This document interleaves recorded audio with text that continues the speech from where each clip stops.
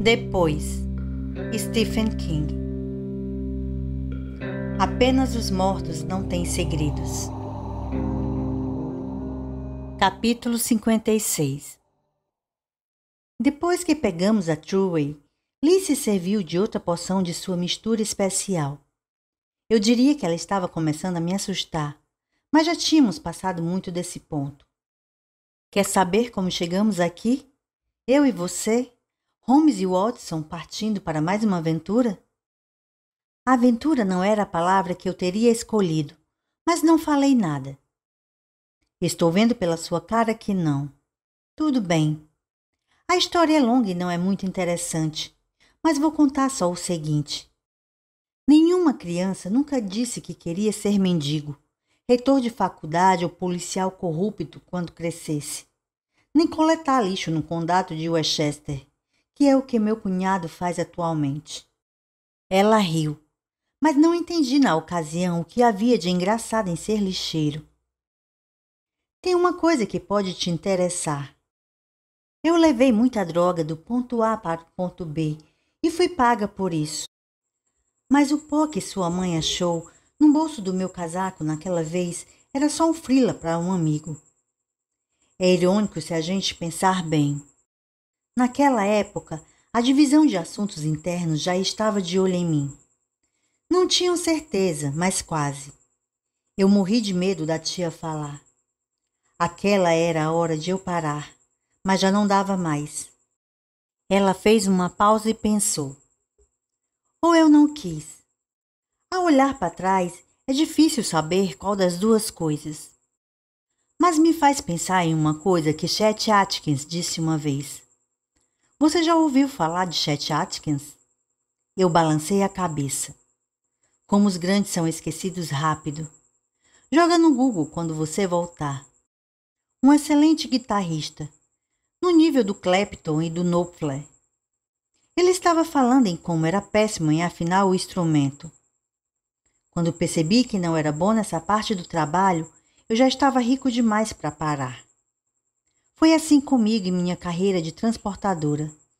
Mas vou te dizer uma coisa. Já que estamos matando tempo aqui na New York Thruway. Você acha que sua mãe foi a única que sofreu quando a economia deu ruim em 2008? Não é verdade. Eu tinha um portfólio de aplicações, que era bem pequenininho, mas era meu, e virou pó. Ela passou por outra mudança de faixa e tomou o cuidado de ligar a seta antes de ir para a esquerda e depois voltar para a direita. Considerando a quantidade de droga que ela tinha aspirado, eu fiquei impressionado e grato. Eu não queria estar com ela, mas, mais do que isso, não queria morrer com ela. Mas o principal foi minha irmã Bess. Ela se casou com um cara que trabalhava em uma das empresas grandes de investimento. Você não deve conhecer a Bear Stars do mesmo jeito que não conhece Chet Atkins, né? Eu não sabia se devia fazer que sim ou que não, então fiquei parado. O Danny, meu cunhado, que agora está se formando em gerenciamento de resíduos, estava começando na Bear quando a Bess se casou com ele, mas tinha um caminho claro pela frente. O futuro era tão brilhante que ele tinha que usar óculos de sol. Se posso pegar emprestada a letra de uma música antiga. Eles compraram uma casa em Tuckahoe Village, com hipoteca alta, mas todo mundo garantiu a eles, inclusive eu, malditos olhos esses meus, que os valores de propriedade naquela área só iam subir. Tipo o mercado de ações. Eles arrumaram um au pair para o filho. Entraram de sócios no country club. Eles exageraram? Pra caralho. Bessie olhou com desprezo para os meus réis 70 mil por ano? Sem dúvida. Mas sabe o que meu pai dizia? Como eu poderia saber, pensei. Ele dizia que quem tenta fugir da própria sombra acaba caindo de cara. Danny e Bess estavam falando em mandar fazer uma piscina quando a casa caiu. A Bear Stearns era especializada em garantia hipotecária e, de repente, o papel que eles tinham era mesmo só papel. Ela estava falando nisso quando passamos por uma placa que dizia New Paltz 95 Poughkeepsie 112 e Enfield 125. Estávamos a pouco mais de 1 hora do nosso destino final. Olhar para aquela placa me deu uma sensação de premonição e a ideia me deu arrepios. Premonição foi um filme de terror bem nojento que vi com meus amigos. Não chegava aos pés da série Jogos Mortais, mas foi bem sangrento. A Bear Stearns? Que piada! Em uma semana as ações eram vendidas por mais de $170 cada. Na seguinte valiam 10 pratas. A JP Morgan Chase catou os caquinhos. Outras empresas seguiram pelo mesmo caminho. Os figurões do topo se saíram bem. Eles sempre se saem. Os pequenos, nem tanto. Entra no YouTube, Jamie, e você vai encontrar vídeos de pessoas saindo dos prédios comerciais chiques de Midtown com as carreiras inteiras em caixa de papelão. Danny Miller foi um desses caras. 6 meses depois de entrar no Green Hills Country Club, ele estava na traseira de um caminhão de lixo Greenwise. E ele foi um dos que tiveram sorte. Quanto à casa, estava no negativo. Sabe o que isso quer dizer? Por acaso eu sabia. Eles deviam mais do que ela valia. Muito bem, Jamie. Pode ficar na frente da turma. Mas era o único bem que eles tinham. Sem mencionar o lugar onde Bess, Danny e minha sobrinha Francine podiam deitar a cabeça num travesseiro protegidos da chuva.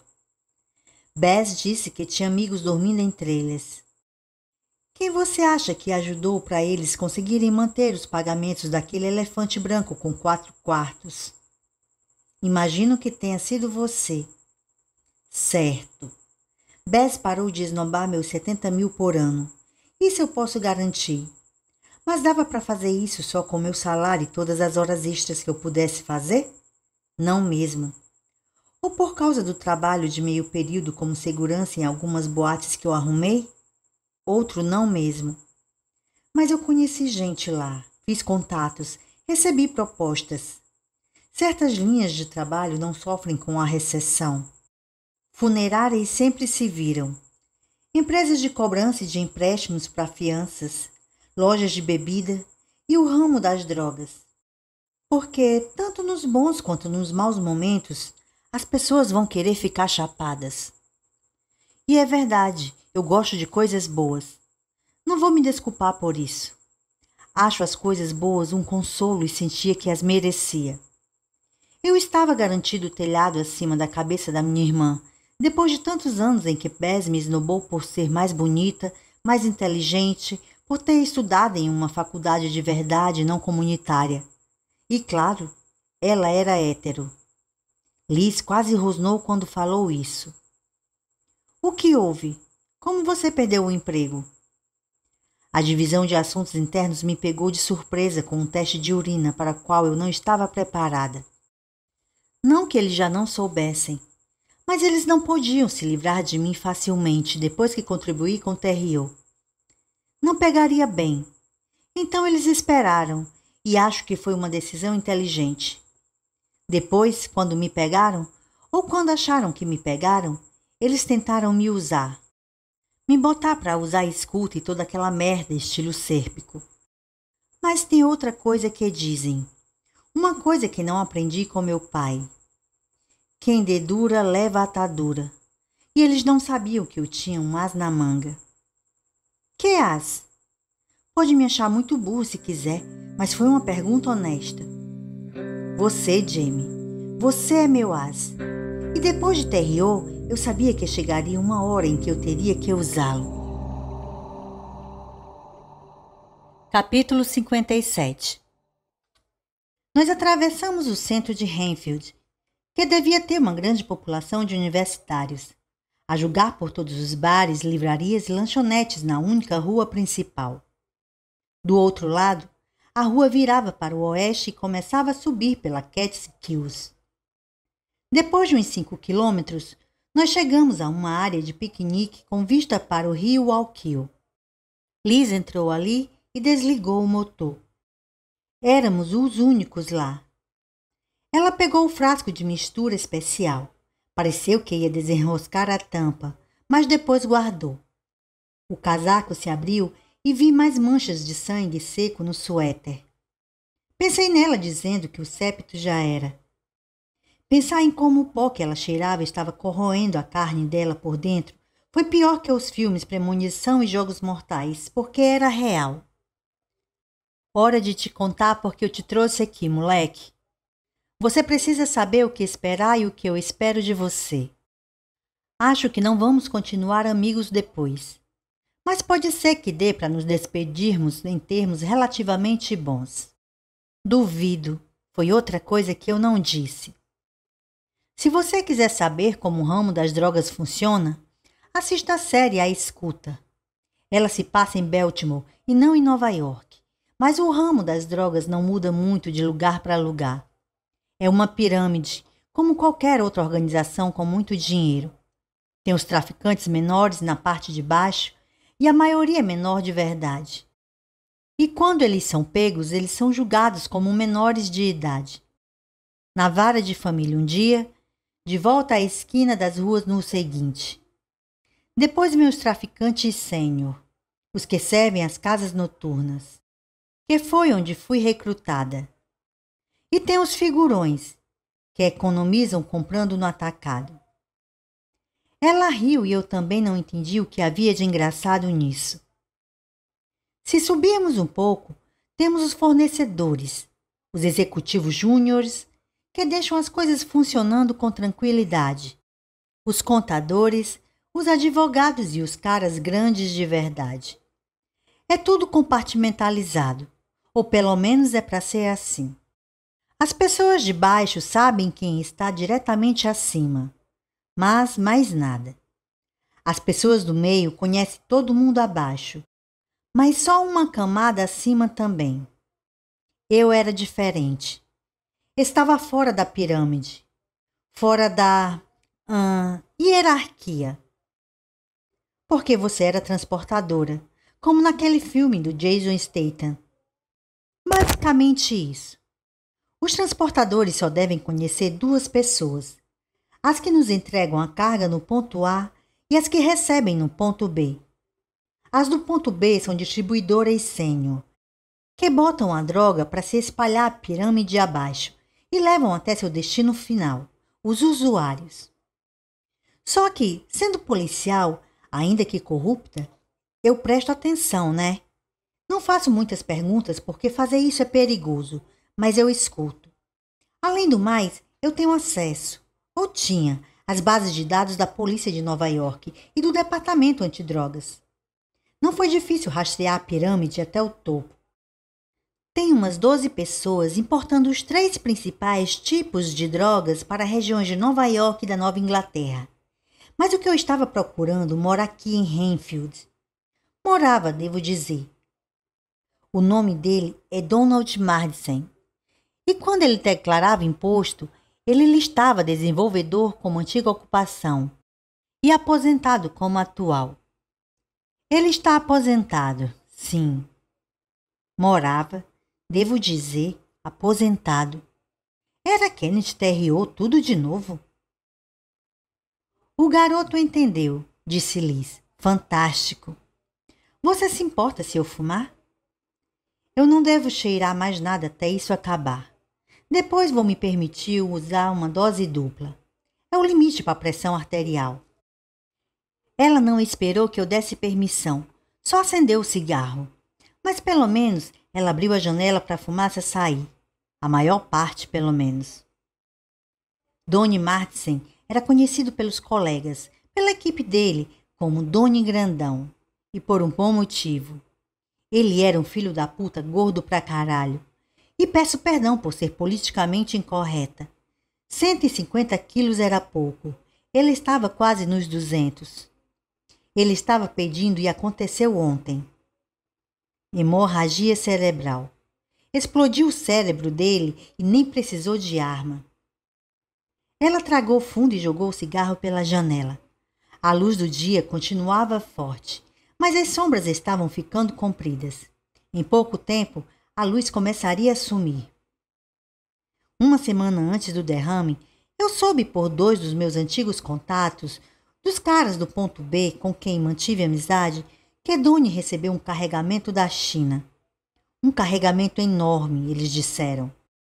Não de pó, de comprimidos. Oxycontin genérico. Muita quantidade para venda pessoal do Doni. Talvez uma espécie de bônus. Esse é meu palpite, pelo menos. Porque não existe topo da pirâmide, Jamie. Até os chefes têm chefes. Isso me fez pensar em uma coisa que minha mãe e o tio Harry cantarolavam às vezes. Eles aprenderam quando eram crianças, acho, e o tio Harry continuou lembrando mesmo quando todas as coisas importantes já tinham desaparecido da cabeça dele. As pulgas grandes têm pulguinhas nas costas que as mordem, e as pulguinhas têm pulgas menores ainda, e assim eternamente. Acho que eu talvez cantarole isso para os meus próprios filhos um dia, se tiver a oportunidade de tê-los, claro. Comprimidos, Jamie, comprimidos. Ela pareceu extasiada, e isso foi sinistro demais. Fácil de transportar e mais fácil ainda de vender. Enorme podia significar 2 ou 3 mil, talvez 10 mil. E o rico, um dos meus caras do ponto B, disse que são de 40 miligramas. Sabe quanto custam os comprimidos de 40 miligramas nas ruas? Deixa pra lá, eu sei que você não sabe. 80 pratas por comprimido.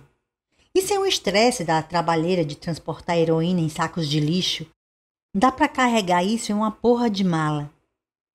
Saiu fumaça pelos lábios dela, e ela ficou olhando a fumaça voar na direção das grades com placas dizendo: fique longe da beirada. Nós vamos pegar esses comprimidos, Jamie. Você vai descobrir onde ele guardou. Meus amigos pediram para entrar na jogada se eu conseguisse descobrir. E claro que eu disse sim, mas esse negócio é meu. Além do mais, podem não ser 10 mil comprimidos. Podem ser só 8 mil ou 800. Ela inclinou a cabeça e balançou, como se discutindo com ela mesma. Vão ser uns 2 mil. 2 mil pelo menos, tem que ser. Provavelmente mais. O bônus executivo do Doni pode fazer um bom trabalho de fornecimento para a clientela de Nova York. Mas, se eu começar a dividir, daqui a pouco só sobram uns trocados idiotas. E eu não sou idiota. Tenho um probleminha com drogas, mas isso não me torna idiota. Sabe o que eu vou fazer, Jamie? Eu fiz que não com a cabeça. Vou para a costa oeste. Vou desaparecer dessa parte do mundo para sempre. Com roupas novas, outra cor de cabelo, uma nova eu. Vou encontrar alguém lá que compre esse oxi.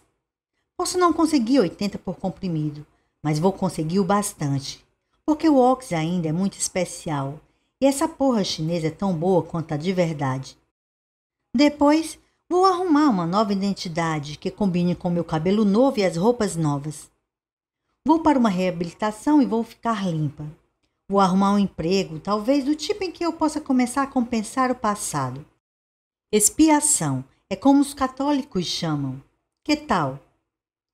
Parece um sonho alucinado, pensei. Deve ter ficado evidente na minha cara, porque o sorriso feliz que ela tinha aberto congelou. Você não acha que vai dar certo? Tudo bem, observe. Eu não quero observar, falei. Quero ir para bem longe de você. Ela levantou a mão e eu me encolhi no banco, achando que ela pretendia me bater. Mas ela só suspirou e limpou o nariz. Não posso te culpar por isso. Então, vamos fazer acontecer. A gente vai até a casa dele, a última na estrada Renfield, totalmente isolada, e você vai perguntar para ele onde estão os comprimidos. Meu palpite é que estão no cofre pessoal dele. Se estiverem lá, você vai pedir a combinação. Ele vai ter que contar, porque os mortos não podem mentir. Eu não tenho certeza disso, falei, uma mentira que provava que eu ainda estava vivo. Não é como se eu estivesse perguntando coisas a centenas deles. Na maior parte das vezes, eu nem falo com eles. Por que falaria? Eles estão mortos. Mas Terry te contou onde estava a bomba, apesar de não querer contar. Eu não podia discutir com isso. Mas havia outra possibilidade. E se o cara não estiver lá? E se estiver no lugar para onde o corpo foi? Ou sei lá, e se estiver visitando os pais na Flórida? Pode ser que, depois de mortos, eles possam se teletransportar para qualquer lugar. Eu achei que isso a abalaria, mas ela não pareceu nada incomodada. O Thomas estava na casa dele, não estava? Isso não quer dizer que todos ficam, Liz. Tenho certeza de que Madison vai estar. Ela pareceu bem segura. Ela não entendia que os mortos podem ser imprevisíveis. Vamos fazer isso. E vou te conceder seu maior desejo. Você nunca mais vai precisar me ver. Ela disse isso de um jeito triste, como se eu devesse sentir pena dela, mas eu não senti. A única coisa que senti foi medo. Capítulo 58. A estrada foi subindo em várias curvas em S. No começo, havia algumas casas com caixas de correspondência perto da estrada, mas foram ficando cada vez mais afastadas. As árvores começaram a se adensar, as sombras se encontrando e fazendo parecer que era mais tarde ainda. Quantos você acha que existem? Perguntou Liz. Hã? Gente como você. Gente que vê os mortos. Como eu posso saber? Você já encontrou mais alguém? Não, mas esse não é o tipo de conversa sobre a qual a gente fala. Ninguém começa uma conversa dizendo: Ei, você vê gente morta? Acho que não mesmo. Mas você não puxou da sua mãe. Como se ela estivesse falando da cor dos meus olhos ou do meu cabelo cacheado. E seu pai? Eu não sei quem é ele. Ou era, sei lá.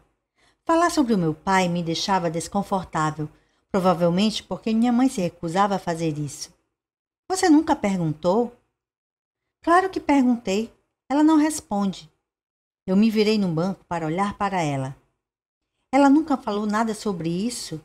Sobre ele, para você? Eu perguntei e consegui a mesma coisa que você. Um muro. Não é nem um pouco a cara da tia. Mais curvas, mais fechadas agora. O alquio estava bem abaixo de nós, cintilando no sol do fim da tarde. Ou talvez fosse o começo da noite. Eu tinha deixado meu relógio em casa, na mesa de cabeceira, e o relógio do painel marcava 8h15, todo errado. Enquanto isso, a qualidade da estrada estava piorando. O carro da Alice passou em pedaços irregulares e sacolejou em buracos. Talvez ela estivesse tão bêbada que não lembra. Talvez ela tenha sido estuprada. Nenhuma das duas ideias tinha passado pela minha cabeça e eu me encolhi. Não faça essa cara de choque. Só estou supondo. E você tem idade para pelo menos considerar o que a sua mãe pode ter passado. Eu não a contradisse em voz alta, mas na minha mente sim. Na verdade, eu achei que ela estava falando um monte de merda. Alguém chega a ter a idade na vida para imaginar se sua vida é resultado de sexo em um momento de blackout no banco de trás do carro de alguém estranho, ou sua mãe foi agarrada em um beco escuro e estuprada? Eu acho que não. O fato de Liz achar que sim provavelmente diz tudo o que eu precisava saber sobre o que ela tinha se tornado. Talvez o que ela sempre tivesse sido. Pode ser que esse talento tenha vindo do seu pai. Pena que você não pode perguntar para ele. Eu achava que não perguntaria nada se o encontrasse. Achava que só ia dar um soco na cara dele. Por outro lado, pode ter vindo do nada. Eu cresci em uma cidadezinha em Jersey e tinha uma família na nossa rua, os Jones. Marido, mulher e 5 filhos em um trailer velho. Os pais eram burros como portas e 4 das crianças também. O 5º era a porra de um gênio. Aprendeu a tocar violão sozinho aos 6 anos. Pulou 2 anos na escola. Foi para o ensino médio com 12 anos. De onde aquilo veio? Não faço ideia. Pode ser que a senhora Jones tenha transado com o carteiro, falei. Era uma coisa que eu tinha ouvido na escola. Fez Liz gargalhar. Você é uma figura, Jamie. Queria que ainda pudéssemos ser amigos. Então você devia ter agido como minha amiga, falei. Capítulo 59. O asfalto terminou de repente, mas a estrada de terra que vinha depois era até melhor. Bem batida, compactada, lisa. Havia uma placa laranja enorme que dizia: Estrada particular, não entre. E se tiver gente aí? Perguntei. Tipo guarda-costas. Se tivesse, seria para proteger o corpo. Mas o corpo já foi levado, e o cara que cuidava do portão também não vai estar aí. Não havia ninguém além do jardineiro e da empregada. Se você está imaginando um cenário de filme de ação, com homens de ternos pretos e óculos de sol e semiautomáticas protegendo o rei das drogas, esquece. O cara no portão era o único armado, e mesmo se o Ted por acaso ainda estiver aí, ele me conhece. E a esposa do Sr. Martsen? Não tem esposa. Ela foi embora 5 anos atrás. Liz estalou os dedos. Sumiu no ar. Puf. Nós fizemos outra curva.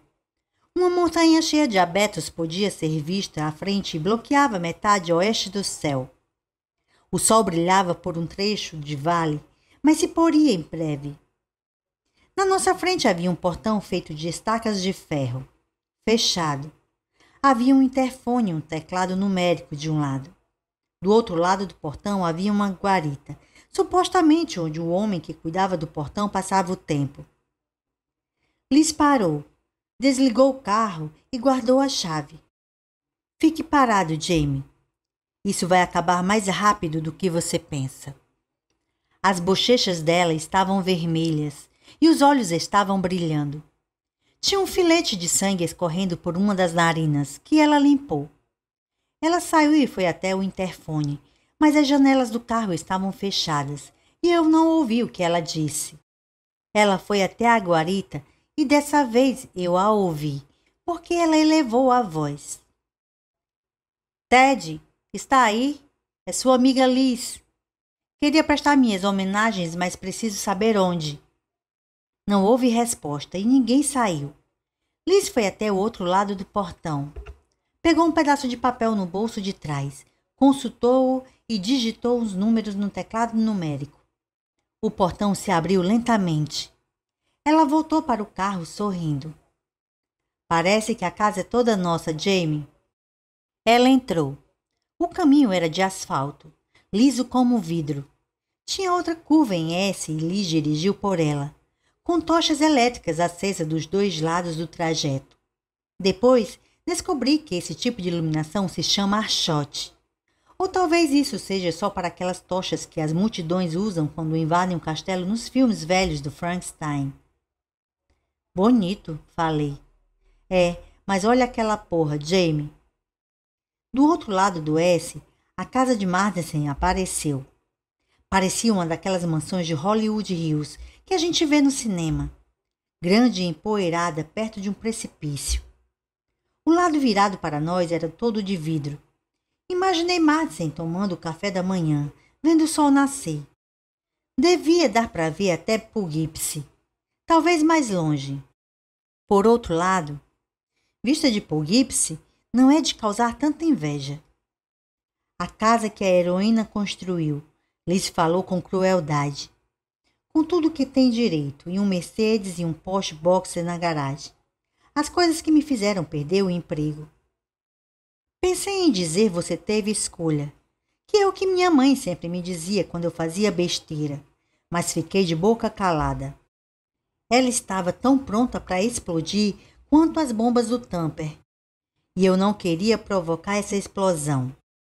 Houve mais uma curva até chegarmos ao pátio pavimentado na frente da casa.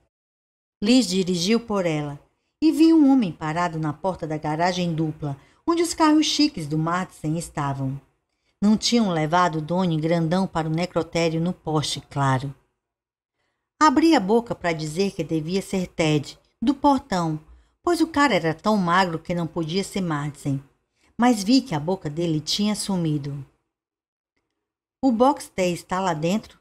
Perguntei, na esperança de a minha voz estar mais ou menos normal.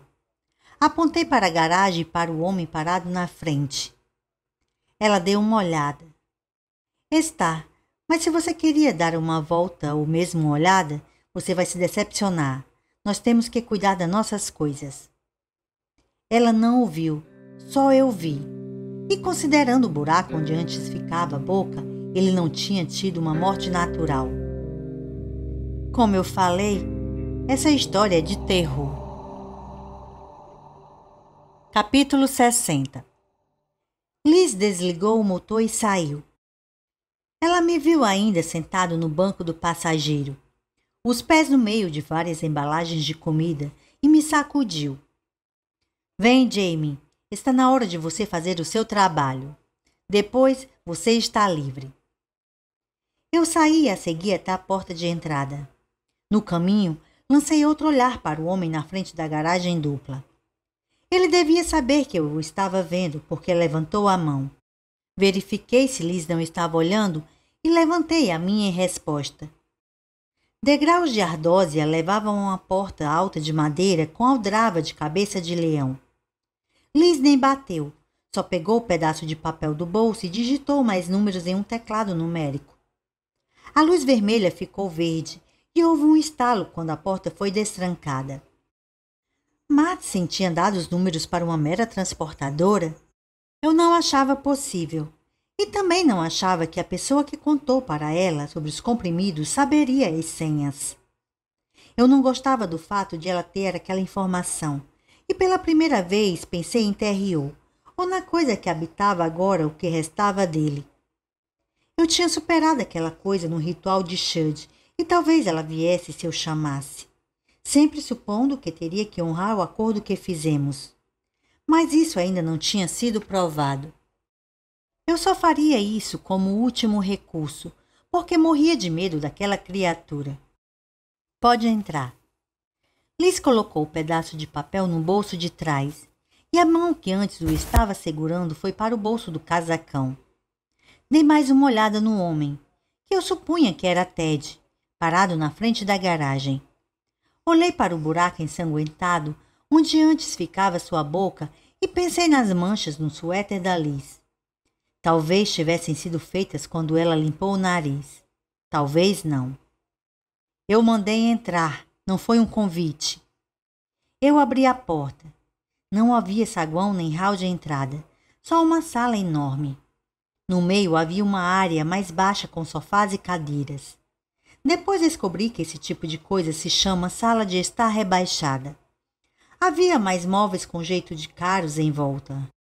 Talvez para que outras pessoas pudessem ser espectadoras das conversas acontecendo abaixo. Um bar que parecia ser sobre rodas e coisas nas paredes. Digo coisas porque não me pareceu arte, só manchas e rabiscos. Mas as manchas estavam emolduradas, então acho que era arte para Madsen. Havia um candelabro sobre a sala de estar rebaixada, que parecia pesar pelo menos 250 quilos, e eu que não ia querer sentar embaixo.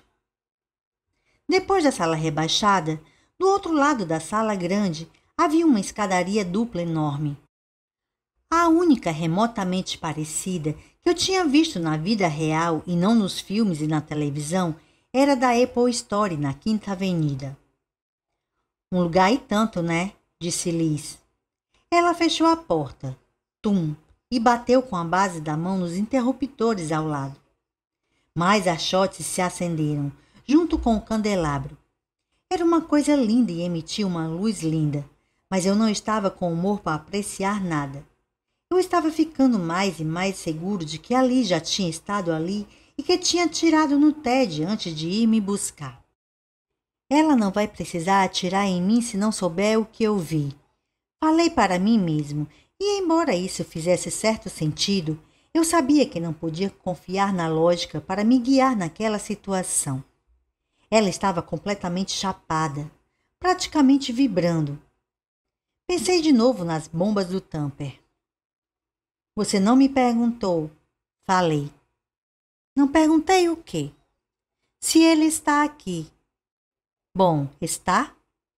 Ela não perguntou com preocupação real na voz, mas como protocolo. O que estava acontecendo? Não. Ela não pareceu chateada, como ficou quando estávamos caçando o Terrio. Vamos olhar o segundo andar. Talvez ele esteja no quarto principal, relembrando os momentos felizes que passou lá com uma das putas dele. Foram muitas depois que a Madeleine foi embora. Provavelmente antes também. Eu não quero ir lá em cima. Por que não? A casa não é assombrada, Jamie. É, e se ele estiver lá em cima? Ela pensou nisso e riu.